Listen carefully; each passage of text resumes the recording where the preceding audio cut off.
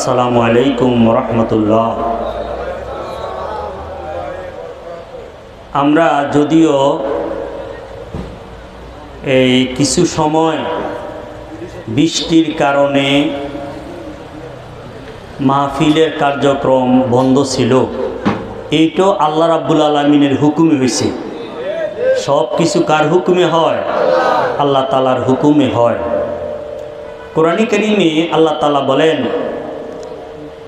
আসা আন তুহিব্বু শাইআন ওয়া হুয়া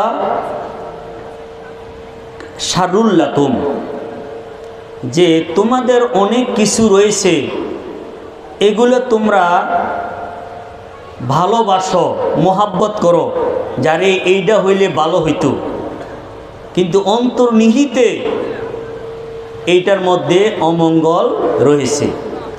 আবার অনেক এমন কিছু রয়েছে যেগুলো তোমরা অপছন্দ করো, কিন্তু এইটার মধ্যে মঙ্গল রয়েছে। খাইরিহি ওয়া শাররিহি মিনাল্লাহি তাআলা। আপনারা এই মনোযোগ সহ একটু করবেন। এই যারা বাচ্চারা রয়েছে, তোমরা কোনো কথা বলতে পারবা না। আর স্টেজের মধ্যে আপনারা বেশি লড়াচড়া করলে আমার চেয়ার সহ লড়ে, হ্যাঁ, আমার অসুবিধা হয়। একটু এই ধীরস্থিরভাবে আমরা বসে যাই। আবার একটু দুরূদ শরীফ পড়ো। আল্লাহুম্মা সাল্লি আলা সাইয়্যিদিনা মাওলানা মুহাম্মদ ওয়া আলা আলি সাইয়্যিদিনা মাওলানা মুহাম্মদ। আমাদের নবী মুহাম্মদ রাসূলুল্লাহ সাল্লাল্লাহু তাআলা আলাইহি ওয়াসাল্লাম ভবিষ্যৎবাণী করেছেন, কথা বলি, যে লা ইয়াতি জামানুন ইল্লা বাদাহু শাররুম মিনহু। জমানা বা কাল বা সময় যেটা আসতেছে গতটার থেকে খারাপ। আমাদের ময় মুরব্বীরা বলতো, যায় দিন বালা যায়, বলতো নি? দেখলাম যে এটা বুখারী শরীফের হাদিস, হযরত আনাস রাদিয়াল্লাহু তাআলা আনহু থেকে বর্ণিত, যে লা ইয়াতি জামানুন ইল্লা বাদাহু শাররুম মিনহু। সময় যাহাই আসতেছে পূর্বের থেকে পরেরটা খারাপ আসতেছে। তো বলে, হুজুর এখন তো আমরা আরো পূর্বের তুলনায় আজকের থেকে 20-30 বছর আগে, 100 বছর আগে যেইভাবে জীবনযাপন করতাম, এখন তো আরো উন্নতভাবে জীবনযাপন করতেছি। খারাপ কেমনে? এই গ্রামে তো এমনও সময় গেছে বিদ্যুৎ ছিল না, এখন কি আছে? বিদ্যুৎ আছে। চকবাজার যাওয়ার জন্য বাসের কোনো ব্যবস্থা ছিল না, এখন কত উন্নত মান হয়েছে, হয়েছে না? আর হয়েছে তো। তো যমুনা যেটা আসতেছে এইটা পূর্বের থেকে খারাপ হইতেছে কেমনে? হ্যাঁ, আমরা যারা মুসলমান রয়েছি, আমাদের দুনিয়ায় তো মনে শেষ। আরে দুনিয়া শেষ নেই। দুনিয়ার চাকচিক্য, দুনিয়ার ভোগ বিলাস, দুনিয়ার নাজ নেয়ামত, এইটাই কি শেষ? আরে এইটা শেষ নেই। এগুলা মোমেনের জন্য এগুলা ধর্তব্য বিষয় নহে। আমাদের নবী মুহাম্মদ রাসূলুল্লাহ সাল্লাল্লাহু আলাইহি সাল্লাম বলেন, লাউ কানাতিদ দুনিয়া লিআদলে জানাহে বাউদাতিন মা সাকাল্লাহু মিনহা শারবাতা মাইন আও কামা ক্বালা রাসূলুল্লাহ সাল্লাল্লাহু আলাইহি ওয়াসাল্লাম। এটা তিরমিজি শরীফের হাদিস। রাসূল সাল্লাম বলেন, দুনিয়াটা যদি আল্লাহ তাআলার নিকটে মাছির ফাকনার মতন মূল্য হইতো, মাছির ফাকনা বাজারের মধ্যে বেচা যায়নি, আরে বাঁচা যায়নি, এইটা কোনো কামে লাগেনি। কিন্তু হ্যাঁ, মাছির জন্য প্রয়োজন, মাছি একটা ক্ষুদ্র প্রাণী, এইটা উড়ার জন্য চলার জন্য প্রয়োজন না, কিন্তু মানুষের কোনো কাজে আসে না। কিন্তু আল্লাহ তাআলা বলেন যে দুনিয়াটা যদি আল্লাহ তাআলার নিকটে মাছির ফাকনার মতনও মূল্য হইতো, তাহলে আল্লাহ রাব্বুল আলামিন দুনিয়ার মধ্যে কোনো কাফেরকে এক কোষ পানিও পান করাইতেন না। তাহলে বোঝা গেল দুনিয়া মেন উদ্দেশ্য নহে, দুনিয়া হলো আখেরাতের জিন্দিগি গড়ার জন্য, আখেরাতের সুখ শান্তি অর্জন করার জন্য এইটা একটা পরীক্ষার জায়গা। কিসের জায়গা? আরে পরীক্ষার জায়গার মধ্যে কি পরীক্ষা এইটার মধ্যে কি চাকরি হয়? আরে পরীক্ষার হলের মধ্যে কি চাকরি হয়নি? মাশাআল্লাহ বসেন ভাই। হ্যাঁ এই হ্যাঁ, আরে আমি চেয়ার বসি, এখানে সবাই তো। আচ্ছা হ্যাঁ, আমার সাথে একটু কথা বলবেন। আমরা যারা পরীক্ষা দিয়েছি, যে এখনো যারা দিতেছি, পরীক্ষার হলের মধ্যে যারা থাকি, এটা কি চাকরি? বরং ভবিষ্যতে চাকরি পাওয়ার জন্য পরীক্ষা। তদ্রূপ একজন মোমেন যতদিন পর্যন্ত দুনিয়ার মধ্যে থাকবে, এন্তেকালের মৃত্যুর আগ মুহূর্ত পর্যন্ত সে দুনিয়ার মধ্যে পরীক্ষার হলের মধ্যে আছে। কোথায় আছে? পরীক্ষার হলে। পরীক্ষার হলের মধ্যে এমন কিছু বেআইনি রয়েছে, এমন কিছু অপরাধ রয়েছে, যেই অপরাধের কারণে একজন ছাত্রের আজীবন তাকে এক্সপেল করা হয় না? যে সে নকল করছে, আবার ম্যাজিস্ট্রেটের সাথে বেয়াদবি করছে। তাহলে গণপ্রজাতন্ত্রী বাংলাদেশ সরকারের শিক্ষা মন্ত্রণালয়ের ক্ষমতা বলে ওই ম্যাজিস্ট্রেট তাহাকে আজীবনের জন্য তার ছাত্রত্ব বাদ করে দিতে পারে না?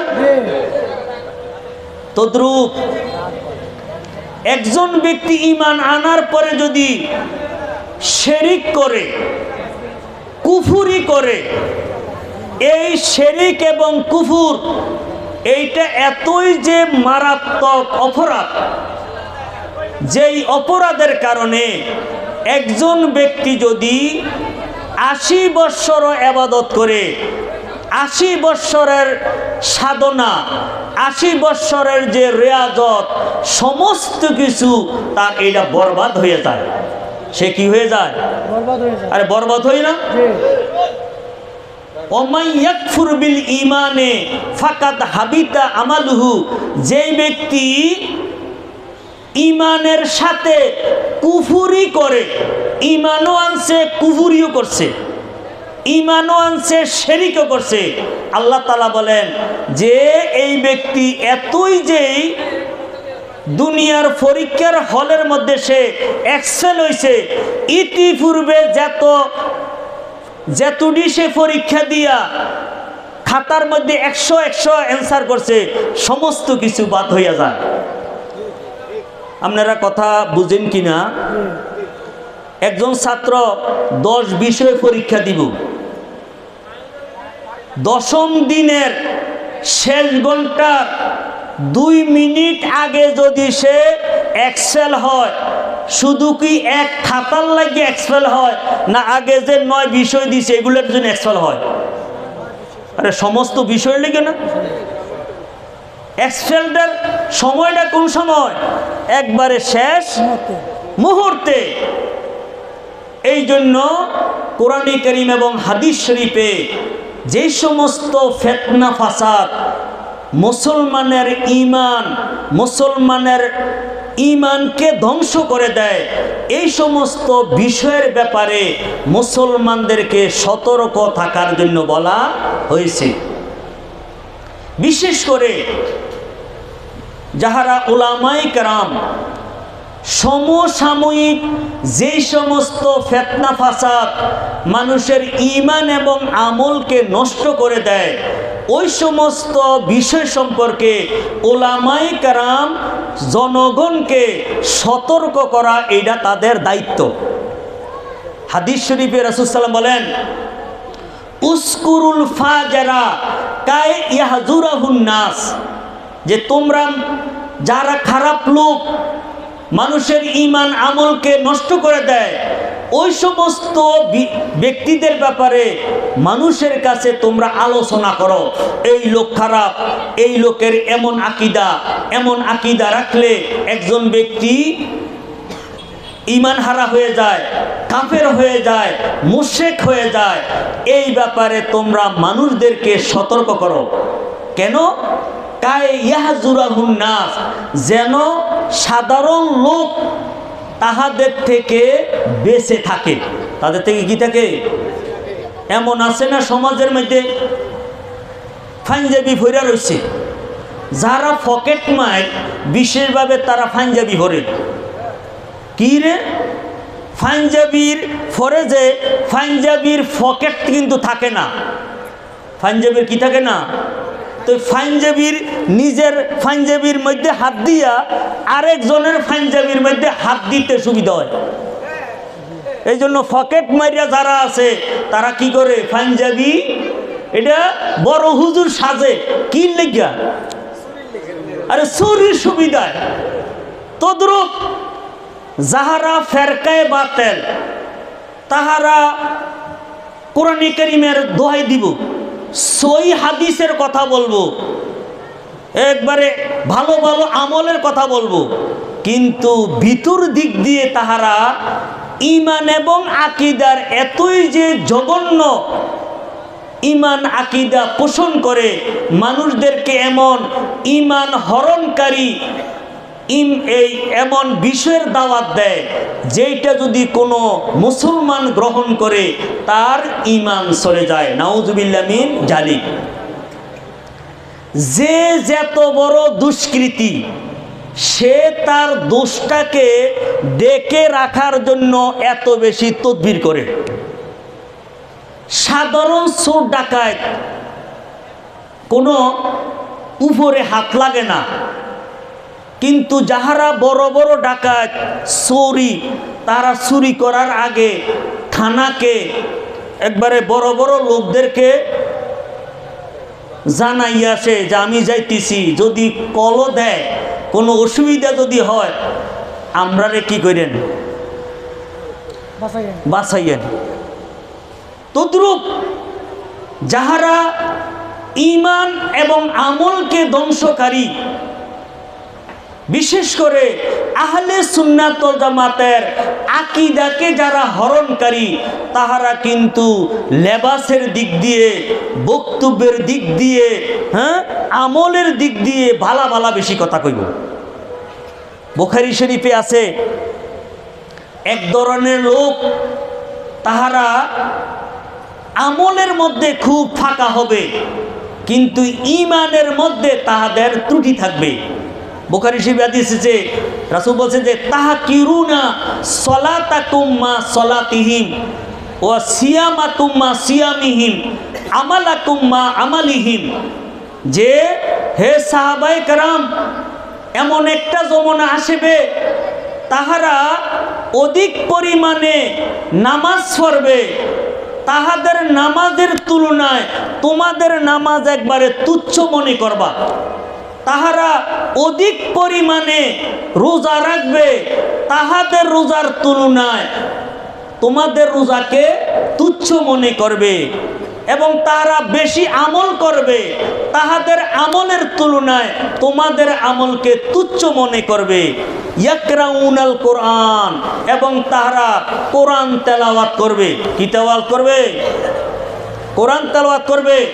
কিন্তু রাসূল সাল্লাল্লাহু আলাইহি ওয়াসাল্লাম বলেছেন লা ইউজাবিজু হানাজারাহুম, কিন্তু কোরআন তেলাওয়াত করবে, কোরআনে কারীম তাহাদের কণ্ঠনালীকে অতিক্রম করবে না। নাউযুবিল্লাহ মিন জালিক। এই শুনেন, ঈমান কি চোখে আনে? ঈমান কি হাতে আনে? ইমান মুখে আনে, ইমান কিসে আনে? কলবে। কিসে আনে? কলব। তাহলে বোঝা গেল আমল যতই বেশি থাকুক, অন্তরে যদি, কলবে যদি ইমান না থাকে, ওই আমলের কোনো দাম নাই। আরেকটা জিনিস, ইমান নষ্ট হওয়ার জন্য সব কিছু ধ্বংস হওয়া দরকার নাই। কারণ ইমান বলা হয় তাসদিকুন নবী সাল্লাল্লাহু আলাইহি ওয়াসাল্লাম বিমা জাআ বিহি মিন ইনদিল্লাহ। আমাদের নবী মুহাম্মদুর রাসূলুল্লাহ সাল্লাল্লাহু আলাইহি সাল্লাম আল্লাহর থেকে যাহা নিয়ে এনেছেন, সমস্ত কিছুকে দৃঢ়ভাবে অন্তরে বিশ্বাস করার নাম হলো ঈমান। আর কুফরি কাকে বলা হয়? কুফরি বলা হয় রাসূল সাল্লাম আমাদের জন্য যাহা নিয়ে এসেছেন, তন্মধ্যে কোনো একটাকে যদি অস্বীকার করে তাহলেও কাফের। তাহলে কি হয়? কাফের। আচ্ছা, আমরা যারা ঘরের মধ্যে বিদ্যুৎ আছে, লাইন সব ঠিক আছে, কাটআউটের যে তার, কাটআউটের তারটা কিরম থাকে দেখছেন নি আপনারা? একবারে চিকন। এই যে দূর কাটআউটের মধ্যে তার থাকে, এইটার দাম কত হইব? আর 65 টাকা দাম হইব, অনেক কম। এইটার মধ্যে হয়তো 1 টাকাও না। কারণ এর দূরেরটা তারের কতগুলো কি থাকে, আর অংশ থাকে, এর মধ্যে একটা দিয়া, কি দিয়া, একটা বা দুইটা দিয়া কাটআউট দেয়। তো দেখলাম এই ঘরের লাইটিং, ঘরের যত আলোর ব্যবস্থা, সব কিছুকে এই ম্লান করার জন্য, সব কিছুকে শেষ করার জন্য সমস্ত লাইন সুডানের প্রয়োজন নাই। কাটআউটের মধ্যে সুডো যে একটা তার আছে, এইটা যদি নষ্ট হইয়া যায়, পুরা লাইনে নষ্ট। আপনারা দেখছেন নি? শুধু কি আমি দেখলাম? আপনারা দেখছেন না এরকম? তাহলে কি বুঝলেন এটা? যে তার ঘরের যে ডেকোরেশন, বিদ্যুতের যে সমস্ত ব্যবস্থাপনা, সমস্ত কিছু যদি থাকে, তাহলেই ঘরের মধ্যে বাতি জ্বলবে। যেখান থেকে লাইন আসছে, আপনার ঘরের কাটআউটও ঠিক, সমস্ত কি তার ঠিক, কিন্তু ঘরের যে মিটারটা, যেই বড় মিটারের সাথে সংযোগ, ওই মিটারটা যদি নষ্ট হয়ে যায়, যতই ঘরের মধ্যে বাতি সুইচ টিপেন, ঘরের মধ্যে কি বাতি জ্বলবো নি? আচ্ছা ঠিক আছে, শামবকশির বড় যে এই মিটার আছে, ট্রান্সমিটার, এটা ঠিক আছে, কিন্তু এইটা যে বাখরাবাদ থেকে আইছে, বাখরাবাদের মিটার, এটা কি নষ্ট? তাহলে ওইগুনি বুঝা গেল। কাপ্তাই থেকে শুরু করে আমার ঘরের পর্যন্ত সংযোগের যত মাধ্যম আছে, কোনো একটা মাধ্যম যদি বিচ্ছিন্ন হয়ে যায়, তাহলে আমার ঘরের মধ্যে বাতি জ্বলবে না। এইটা বুঝছেন আপনারা? তদ্রূপ আল্লাহ তাআলা থেকে শুরু করে আমি পর্যন্ত ঈমান কি আল্লাহকে বিশ্বাস করতে হইতো না? নবীদেরকে বিশ্বাস করতে হইব নি? ফেরেশতাদেরকে করতে হইব নি? করতে হইব নি? এই যাহারা আল্লাহর ওলি, তাদেরকে বিশ্বাস করতে হইব নি? কবরের আযাব আছে বিশ্বাস করতে হইব নি? জান্নাত আছে বিশ্বাস করতে হইব নি? জাহান্নাম আছে বিশ্বাস করতে হইব নি? হইব তো? ঈমানের সমস্ত কিছুকে দৃঢ়ভাবে বিশ্বাস করার নাম হলো ঈমান। তন্মধ্যে একটাকে যদি অস্বীকার করে, সে কি মুমিন হইব নি? সে কি হয়ে যাব? কাফের। আর এটা না শুধু আব্দুল্লাহ ইবনে সালাম তিনি ইহুদি ছিলেন, তিনি ইহুদি থেকে মুসলমান হয়েছেন, তিনি বড় আলেম ছিলেন। তিনি বললেন যে হুজুর, আমি সব কিছুকে হালাল মনে করি, কিন্তু উটের গোশত এইটাকে আমি অপছন্দ করি। কিসের গোশত? ওটার গোস্ত। উটের গোশত খাওয়া এটা ফরজ না, সুন্নত না, মুস্তাহাব না, কিন্তু উট যে হালাল এইটা জানা কি ফরজ। এই উট কি হালাল না হারাম? এইটা জানা কি ফরজ। কেহ যদি উট হালাল এইটাকে যদি হালাল না জানে তাহলে সে কি মুমিন হইবনি? এই মুমিন হইবনি? পৃথিবীতে কত হালাল আছে, সমস্ত হালালকে হালাল জানলো, শুধু উটকে হালাল জানলো না। আল্লাহ রাব্বুল আলামিন হযরত আব্দুল ইবনে সালাম তিনির ব্যাপারে আল্লাহ তাআলা বলেন উদখুলু ফিস সিলমি কাফা। এই ইসলামের মধ্যে, ঈমানের মধ্যে পরিপূর্ণভাবে প্রবেশ করো। কিভাবে? আরে ইসলামের মধ্যে কেমনে প্রবেশ করতে হইব? পরিপূর্ণ যদি না হয় তাহলে কি মুসলমান হবে? মুসলমান হবে না। এখন কথা হলো, বর্তমানে সবচেয়ে ফেরকায়ে বাতিল যেটা, এইটা হলো আহলে কোরআন। আরেকটা জিনিস হলো ভাই, যাহারা ফেরকায়ে বাতিল তাহাদের কিন্তু নাম বালা হয়, নামগুলা আরে দেখ এইগুলো কি সুন্দর। এমনও কিন্তু যাহারা ফেরকায়ে বাতিল তাহাদরা দেখতে শুনতে খুব ভালো। বাজারের মধ্যেও দেখবেন যেটা 2 নম্বর, এইটারে আলাদা রং দিয়া 1 নম্বর থেকে একটু বাড়াইয়া লাগছে।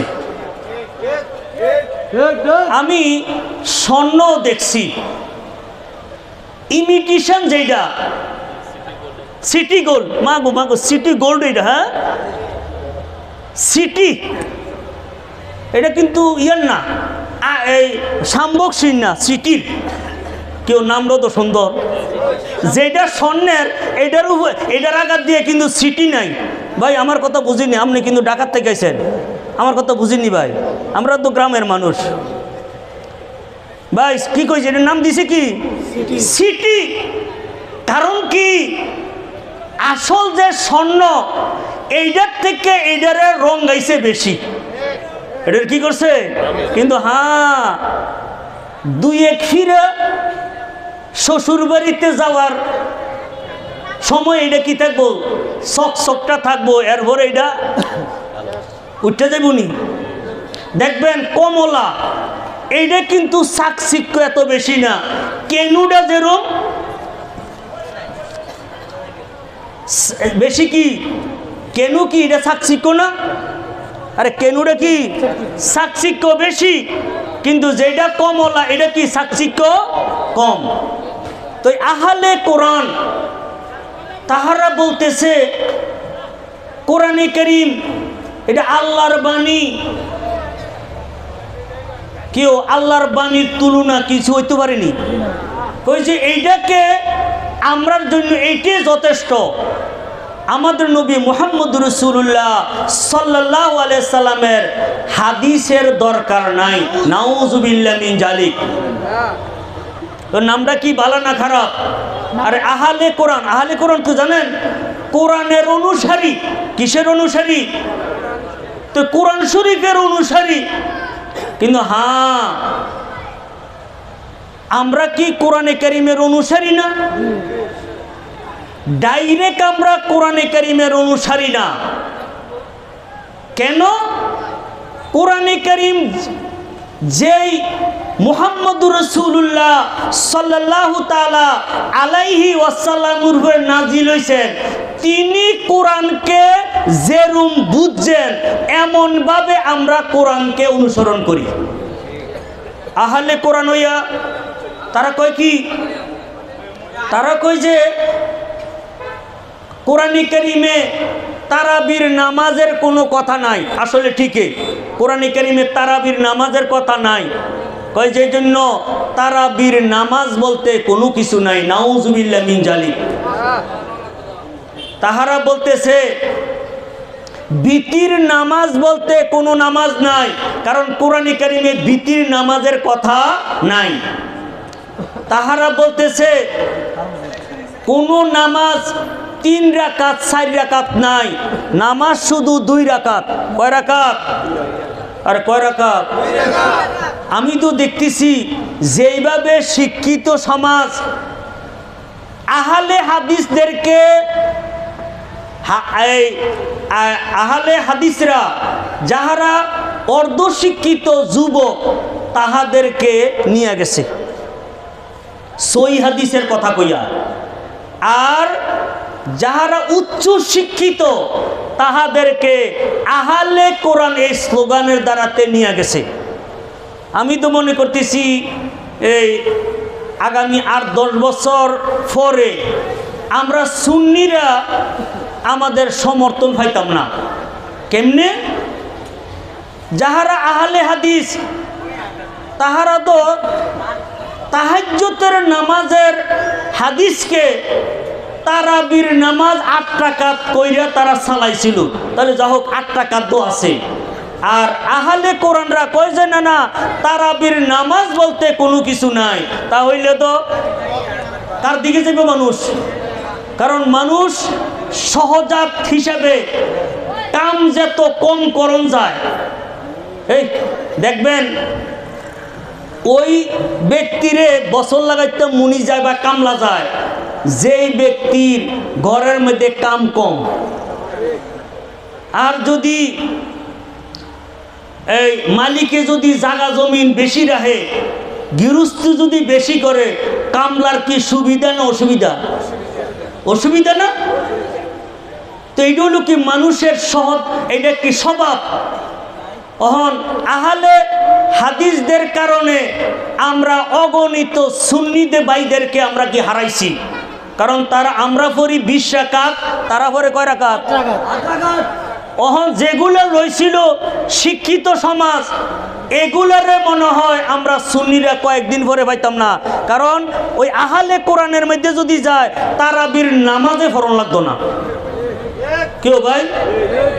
এরপর আরেকটা, তাহারা বলে যে নামাজের মধ্যে মুহাম্মদ সাল্লাল্লাহু আলাইহি সাল্লামের কোনো কথা নামাজের মধ্যে চলতো না, নামাজের মধ্যে চলবো আল্লাহর কথা।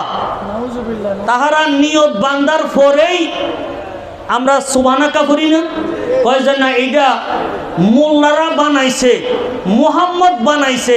নাউজুবিল্লাহ মিন জালিক। আমরা রুকুর মধ্যে যাইয়া কি বলি?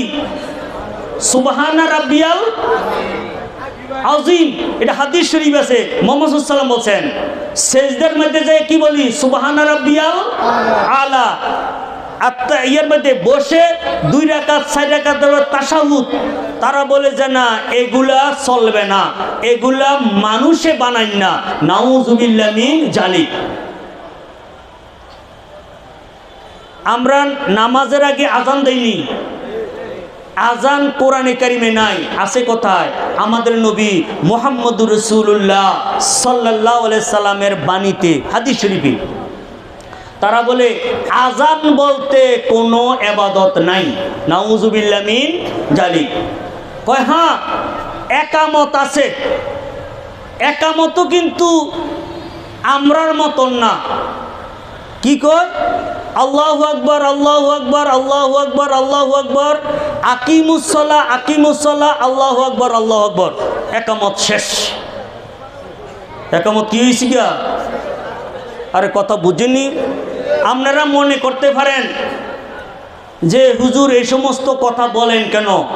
বলতেছি এই কারণে এখন থেকে সজাগ হন এবং উলামায়ে কেরামদেরকে বলতেছি যেইভাবে আহলে কোরআনরা মিডিয়ার মধ্যে এবং আমাদের কুমিল্লার মধ্যেও আমাকে 2-1 জনে ফোন করছি, ইমাম সাহেবরা যে মসজিদ কমিটির শক্তিশালী সদস্য সেক্রেটারি তিনি এইভাবে নামাজ পড়তে ইমাম সাহেবকে বেটু দিতেছে, যে এইভাবে কোরআনে কারীম এটি হলো আল্লাহর বাণী, আল্লাহ যেইভাবে কইছে নামাজ পড়তে এইভাবে না পড়বেন, হাদিসের কি দরকার?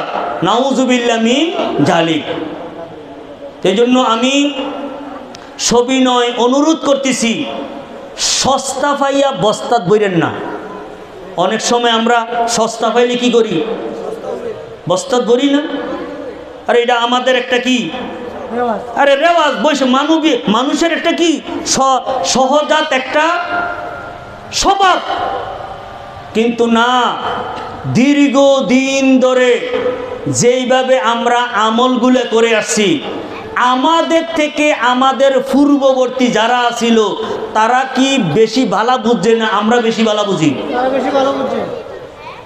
বেশি ভালো বুঝছে না? হ্যাঁ, এই জন্য আমি সবিনয় অনুরোধ করতেছি, যে সমস্ত শিক্ষিত ভাইয়েরা রয়েছেন, যে আপনারা আমাদের নবী মুহাম্মদুর রাসূলুল্লাহ সাল্লাল্লাহু আলাইহি ওয়াসাল্লামের প্রতি কোরআন নাজিল হয়েছে, শুধু যদি কোরআনেই যথেষ্ট হইতো তাহলে রাসূলের কোনো দরকার আছে? আরে রাসূলের দরকার আছে নি? রাসূলের দরকার ছিল না। বরং এই মোট আসমানি কিতাবের সংখ্যা কত? 104 খানা। 104 খানা। নবী রাসূল কতজন? 1,24,000 বা 2 লক্ষ। তাহলে দেখেন, একটা আসমানি কিতাবের যে জ্ঞান আছে এইটাকে মানুষের মাঝে বুঝানোর জন্য গড় যদি করা হয়, একটা কিতাবের কতজন লাগে নবী রাসূল? কথা বুঝেছিনি? আরেকটা কথা, কোরআনে কারীম এবং হাদিস শরীফ থাকলেই হবে না। কোরআনে কারীম এবং হাদিস শরীফে সঠিক জ্ঞান কোনটা, জ্ঞানী লোক লাগবো না? জ্ঞানী লাগবো নি? কোরআনে কারীম হাদিস শরীফ কি এরকম যে ট্যাপ রেকর্ডের মতন এটারে যখন আমি টিপ দিলাম, টিপ দিলে এটারে কথা কয়, এরকম আছে না? আরে ট্যাপ রেকর্ডের মধ্যে তো টিপ দিলে কি হয়? কথা কয়। আচ্ছা ঠিক আছে, কোরআনে কারীম হাদিস বুখারী শরীফ যেটা ঘরের মধ্যে আছে এইটারে টিপ দিয়া সাইন্সে কথা কয়নি এটা? আরে কথা কয়নি? আরে কয়নি? তাইলে বুঝে গেল এইটার মধ্যে কি জ্ঞান আছে, সঠিক জ্ঞান কোনটা, এইটা বুঝার জন্য ইমাম মুস্তাহিদ লাগতো না? আরে ইমাম মুস্তাহিদ লাগতো নি? আরে লাগবো নি? সাধারণত দেখেন, আপনার যদি গরুর গোস্ত খাইতে মনে চায়, কি করেন? বাজার থেকে চক বাজারের মধ্যে গরুর গোস্ত যেটা টাঙ্গাইয়া রাখছে এইটার মধ্যে মুখ দিয়া কিছু খাইয়া গেলাম, নাকি এটা কাটটা বাড়িতে আনেন? কারণ কি হেন খাইতে পারেন না? না, এটা খাওয়ার জন্য কি করতে হইব? উপযুক্ত। আমি গোলাম মোস্তফা পারতাম, আমি ডিমে বালা মতরে পারি না। হ্যাঁ, আমার থেকে তো মনে হয় যে দূর ফানি লাগবো এর দূর যদি লবণ হয় ভালো হইব, এর দূর যদি মরিচ হয় ভালো হইব। কারণ 1 কেজি গোস্তকে সিদ্ধ করার জন্য 2 কেজি ফানি লাগবো না, মনে করেন ফানি লাগবো, সমস্যা শেষ। এরপরে এইটাকে পরিমাণ মতন লবণ লাগবো, পরিমাণ মতন মরিচ লাগবো, লবণ লাগবো না? এটি কি আমার দ্বারা তৈব? এই গোস্ত ফাঁকানোর জন্য যে পারদর্শী তার শরণাপন্ন লাগতো না? গোস্ত আনছেন, স্ত্রী যদি কয় আনছো যখন রাত্রে 10টায় তুমি ফাঁক কইরা খাও, খানা যাইব নি? হ্যাঁ, আর রাত্রে আনছি মহিলাকে, হ্যাঁ ভালো ভালো কথা বললা তাকে যেই কোনোভাবে তাকে ম্যানেজ করে কি করতে হইব? এটা রান্না করার ব্যবস্থা করা যেত না? তো সাধারণত গোস্ত এইটাকে খাওয়ার উপযোগী করার জন্য পারদর্শী ব্যক্তি লাগে, কিন্তু আল্লাহ রাব্বুল আলামিনের কালাম এটা কি সাধারণ জিনিস? কিরম অসাধারণ! ওই যেই সময় কোরআনে কারীম নাজিল হয়েছে ওই সময় আরব ছিল সবচেয়ে বড় শিক্ষিত লোক। তাহাদেরকে আল্লাহ তাআলা বলছেন যে মুহাম্মদ সাল্লাল্লাহু আলাইহি ওয়াসাল্লামের প্রতি যেই কোরআনে কারীম নাজিল হয়েছে এইটার মধ্যে যদি তোমাদের কোনো সন্দেহ হয়, ইন কুনতুম ফি রাইবিম মিম্মা নাজ্জালনা আলা আবদিনা ফাতু বে সূরাতিম মিন মিসলিহি। সমস্ত আরবের লোকেরা কোরআনে কারীমের সমকক্ষ আয়াতে কারিমা সূরান এই আনতে তারা সক্ষম হইছিনি। তো আমরা বাংলাদেশে তারা ফাইরাম ফাইরামনি। তো এই জন্য আমাদেরকে কোরআনে কারীম এবং হাদিস শরীফ এইটাকে সঠিকভাবে বোঝার জন্য শরীয়তের যে ইমাম মুস্তাহিদ রয়েছেন, তরিকতের যে ইমাম মুস্তাহিদ রয়েছেন, তাহাদের ছাড়া আমাদের সম্ভব নহে। কথাটা এই জন্য বললাম, প্রত্যেকের মোবাইলের মধ্যে বুখারী শরীফ সিয়াসিতে আছে, হাদিস শরীফ আছে, বঙ্গানুবাদ সহ আছে। সাবধান, এই সমস্ত বঙ্গানুবাদ দ্বারাতে জীবন চলা যাবে না, আমাদের ইসলামী মতে চলা যাবে না। আমরা এই কোরআন সঠিকভাবে কোরআনে কারীম এবং হাদিস মতে চলতে গেলে কোরআনে কারীম এবং হাদিস শরীফকে ইমাম মুস্তাহিদরা যেইভাবে বুঝছেন তাহাদের অনুসারী করে আমরা চলতে হইব। এই দল আমরা কি আমার বক্তব্যের সার কথা। হ্যাঁ, আল্লাহ রাব্বুল আলামিন আমি ওদম গোলাম মুস্তাফা সহ এই ফিতনা ফাসাদের জমানায় আমাদেরকে যেন আহলে সুন্নাত ওয়াল জামাতের আকীদা, আহলে সুন্নাত ওয়াল জামাতের আকীদা হলো আমাদের দলিল কয়টা? এই দলিল কয়টা? 4টা। কোরআনে কারীম, সুন্নাহ, ইজমা, কিয়াস। কয়টা? 4টা। এই কিন্তু এই 4টা দলিল আমি গোলাম মুস্তাফার না, বরং এই 4 দলিল হলো যাহারা মুস্তাহিদিনে কেরাম তাদের জন্য। আর আমি গোলাম মুস্তাফার জন্য দলিল হলো একটা। দলিল কয়টা? এটা হলো কোরআনে কারীম, হাদিস শরীফ, ইজমা, কিয়াসকে এই বুঝা, হ্যাঁ, মুস্তাহিদিনে কেরাম যেইভাবে চলার জন্য বলছে আমি গোলাম মুস্তাফা ওই মুস্তাহিদের অনুসরণ করে চললাম। আমার জন্য দলিল কয়টা? 4টা। একটা। মুস্তাহিদের জন্য হলো 4টা। মুস্তাহিদের জন্য কয়টা? 4টা। আর আমার জন্য কয়টা? আমার জন্য কয়টা? এখানে মনে কিছু নেন না, আমি অন্য উলামায়ে কেরামের সময় নষ্ট করতেছি।